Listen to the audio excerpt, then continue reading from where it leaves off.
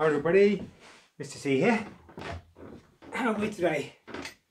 Okay, got a story I want to read to you here about Ruby. Now Ruby is a bit different. Ruby felt different from other bears, sort of special. Mrs. Harris had been daydreaming when she made Ruby. She didn't notice that she used the spotted material that was meant for the toy leopards.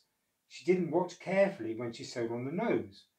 Ruby wasn't surprised when she was chosen from the other bears, but she didn't like being picked up by her ear. "Ouch! Get off!" she growled. Ruby's paw was stamped with an S, and she was thrown into the air. "Yippee! S is for special!" yelled Ruby.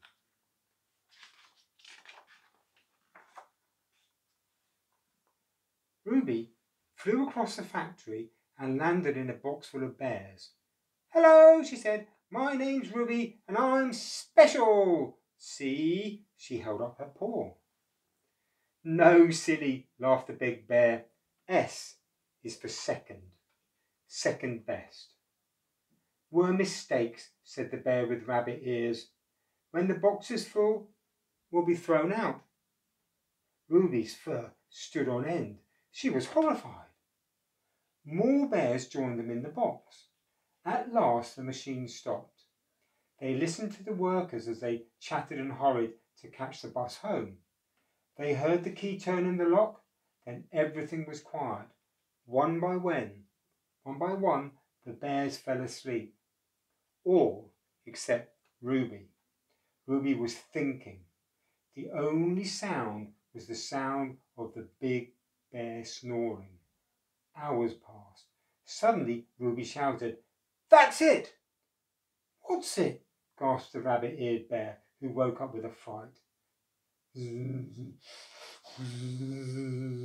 "What's going on?" groaned the big bear, rubbing his eyes. "That's it," said Ruby again. "We'll escape." "Escape!" they all shouted, and they jumped out of the box. "Let's go," said Ruby. They looked for a way out. They rattled the windows. They pushed at the doors. "There is no way out," cried a little bear. "We're trapped." "This way!" shouted Ruby, rushing into the cloakroom. They found a broken air vent. It was a very tight squeeze. They pushed and they pulled. They wriggled and they waggled until they were all in the yard outside. They ran silently, swiftly through the night and into the day. Some ran to the country, some to the town. Some squeezed through letterboxes, some slipped through open windows, some hid in toy cupboards. Some crept into bed with lonely children. But Ruby climbed into the window of the very best toy shop in town. The other toys stared at Ruby. "What's the S for?" squealed the pigs. "Special," said Ruby. All the toys shrieked with laughter. "Scruffy," said the smart-looking penguin. "Soppy," said the chimpanzee. "Stupid," giggled the mouse. "Very strange for a bear," they all agreed. "Don't come next to me," said a prim doll. Who wouldn't want to," said Ruby. "Stand at the back," shouted the other toys. They poked, they pulled, they prodded, and they pinched.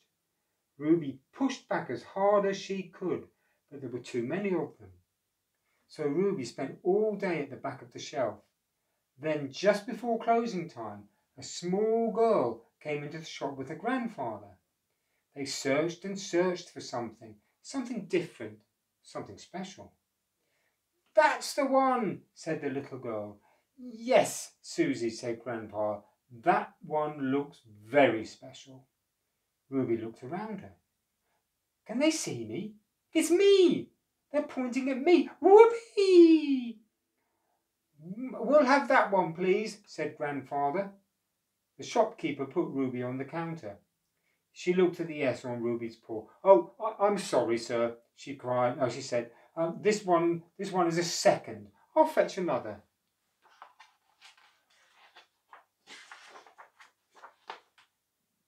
No, thank you. That one is just perfect, said Grandfather. It has character. Character, thought Ruby. That sounds good. Shall I wrap it for you? The shopkeeper asked. Not likely, growled Ruby. Who wants to be shoved in a paper bag? No, thank you, said Susie. I'll have her just as she is. They all went out of the shop and down the street. When they came to a yellow door, they stopped. We're home, Spotty, said Susie.